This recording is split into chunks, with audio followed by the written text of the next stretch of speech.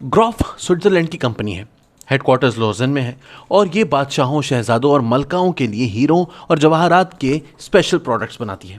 ये products market में नहीं मिलती, सिर्फ महलात में जाती हैं और वहीं इस्तेमाल होती हैं। ग्रॉफ ने 2018 में सऊदी अरब के वली अहद के लिए 2 स्पेशल घड़ियां बनाई थीं। इमरान खान बतौर वजीर आजम जब 18 सितंबर 2018 को सऊदी अरब के पहले दौरे पर गए तो वली अहद ने वजीर आजम को ग्रॉफ की घड़ी, 2 हीरे जड़े कफलिंग्स, सोने का एक पेन और एक अंगूठी बतौर तोहफा दी। पूरी दुनिया में हुक्मरान को तोहफे देते हैं। ये तोहफे अमूमन अजायब घरों में रख दिए जाते हैं और फिर ऐवान सदर या वजीर आजम हाउस में सजाए जाते हैं। व्हाइट हाउस इसकी सबसे बड़ी मिसाल है। वहाँ 200 साल पुराने तोहफे नुमाइश के लिए रखे हैं। ताहम पाकिस्तान में रिवायत ज़रा सी मुख्तलिफ है। यहाँ सदर या वजीर आजम को मिलने वाले तोहफे तोशा खाना में जमा करा दिए जाते हैं। अब तोशा खाना क्या है? तोशा खाना मुगलों के दौर में हिंदुस्तान में बना था। इसमें बादशाह को मिलने वाले तोहफे रखे जाते थे। बादशाह अपने मेहमानों और दरबारियों को खिल्लत अता करता था। ये खिल्लत भी तोशा खाना में रखी जाती थी और वहीं से मंगवाकर मेहमानों को इनायत की जाती थी।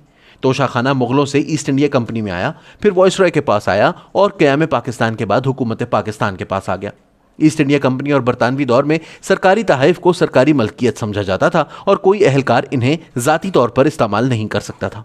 पाकिस्तान में भी शुरू में यही रिवायत थी। ब्यूरोक्रेट से लेकर सदर तक तमाम तोहफे तोशा खाना में जमा हो जाते थे, लेकिन फिर गालिबन जुल्फ़िकार अली भुट्टो के दौर में इस रूल में तब्दीली आ गई और तोशा खाना के अहलकार तोहफे की कीमत का तखमीना लगाते और फिर इस कीमत का 20% खजाने में जमा करवाकर तोहफा हासिल करने वाला शख्स तोहफा ज़ाती इस्तेमाल में लाने लगा। लिहाजा जुल्फ़िकार अली भुट्टो से इमरान खान तक सब लोग इस सहूलत से फ़ायदा उठाते रहे और ये सहूलत इस हद तक जायज़ होती थी। हम अब वापस इमरान खान के तोहफे की तरफ आते हैं। इमरान खान को सऊदी वली अहद शहजादा मोहम्मद बिन सलमान ने 4 इंतहाई कीमती तोहफे दिए और रिवायत के मुताबिक चीफ ऑफ प्रोटोकॉल ने तोहफे तोशा खाना में जमा करा दिए। तोशा खाना ने ग्रॉफ की घड़ी का तखमीना 8.5 करोड़, कफलिंग्स की मालियत 56,70,000 रुपए, पेन की कीमत 15 लाख रुपए और अंगूठी की कीमत 87,50,000 रुपए डिक्लेयर की। चारों तोहफे की टोटल मालियत 10 करोड़ 92 लाख रुपए बनी और इसका 20% 2 करोड़ 2,78,000 रुपए बना। इमरान खान ने यह रकम खजाने में जमा कराई और चारों तोहफे तोशा खाना से ले लिए। कि मामला यहां तक भी जायज़ और कानूनी था, लेकिन इसके बाद स्टोरी में 2 ट्विस्ट आए और यह एक स्कैंडल बन गया। वजीर आजम ने 2 करोड़ 2,78,000 रुपए की रकम अपनी किसी टैक्स रिटर्न में डिक्लेयर नहीं की थी। यह रकम इनके अकाउंट्स में सिरे से मौजूद थी ही नहीं। लिहाजा सवाल पैदा हुआ कि यह रकम फिर कहां से आई। दूसरा चंद माह बाद ग्रॉफ के दुबई ऑफिस ने अपने हेडक्वार्टर को मुतल्ला किया कि वली अहद के लिए बनाई गई घड़ियों में से एक फरोख्त के लिए हमारे पास आई है, हम क्या करें। हेडक्वार्टर ने वली अहद के सेक्रेटरी से रब्ता किया और सेक्रेटरी ने वली अहद से पूछा। वो इस हरकत पर हैरान रह गए, ताहम उन्होंने घड़ी खरीदने का इंदिया दे दिया और यूं वो घड़ी ग्रॉफ ने 14 करोड़ रुपए में खरीद कर वली अहद को भिजवा दी। और यह हरकत गैर इखलाकी भी थी, गैर कानूनी भी और गैर सफारती भी। यहाँ पर एक सवाल यह पैदा होता है कि घड़ी दुबई में किसने फरोख्त की थी। पार्टी के चंद लोग जुल्फी बुखारी को इसका जिम्मेदार करार देते हैं। ये इल्ज़ाम लगाते हैं खातून अव्वल ने घड़ी जुल्फी बुखारी को दी और जुल्फी बुखारी ने इसे दुबई में फरोख्त कर दिया। मैंने इतवार को तस्दीक के लिए जुल्फी बुखारी से रब्ता किया, लेकिन उनका दावा था कि मैंने ज़िंदगी में ये घड़ी देखी और ना ही मैं इस मामले में इन्वॉल्व हुआ। ताहम उनका कहना था कि इमरान खान ने अगर तोशा खाना की रकम अदा कर दी थी तो वो लोग घड़ी के मालिक थे और वो इसे जहां चाहते और जब चाहते फरोख्त करते, किसी को एतराज़ का कोई हक नहीं। इमरान खान ने 2018 से 2021 तक गैर मुल्की सरबराहों से 58 तोहफे हासिल किए। मेरे पास पूरी फहरिस्त मौजूद है। इनकी कुल मालियत 14 करोड़ 20,42,100 रुपए बनती है। इनमें रोलेक्स की 6 घड़ियां, सोने और हीरों के लॉकेट सेट, ईयर रिंग्स, सोने की अंगूठियां और हीरो के ब्रेसलेट भी शामिल हैं और इंतहाई महंगे लेडीज बैग्स भी। खातून अव्वल को 20 मई 2021 को भी नेकलेस, ईयर रिंग्स, अंगूठी और ब्रेसलेट मिला और तोशा खाना ने इसकी मालियत 58,60,000 रुपए तय की थी और खातून अव्वल ने रकम जमा कराकर ये तोहफे ले लिए। सवाल यह है कि क्या ये तोहफे इमरान खान और बुशरा बीबी को मिले या फिर वजीर आजम और खातून अव्वल को, और ये अगर खातून अव्वल और वजीर आजम को मिले तो फिर इनका असल वारिस कौन है। यकीनन पाकिस्तान, लिहाजा ये किसी भी सूरत हुकूमत पाकिस्तान के हाथ से बाहर नहीं जाने चाहिए थे। लेकिन हम बफर्ज मोहाल ये मान भी लें कि खजाने में 20% रकम, ये रकम अब 50% हो चुकी है, जमा कराकर वजीर आजम या सदर इन तोहफे के हकदार बन सकते हैं, तो भी सवाल पैदा होता है कि इन तोहफे को मार्केट में बेचने की क्या तुक थी।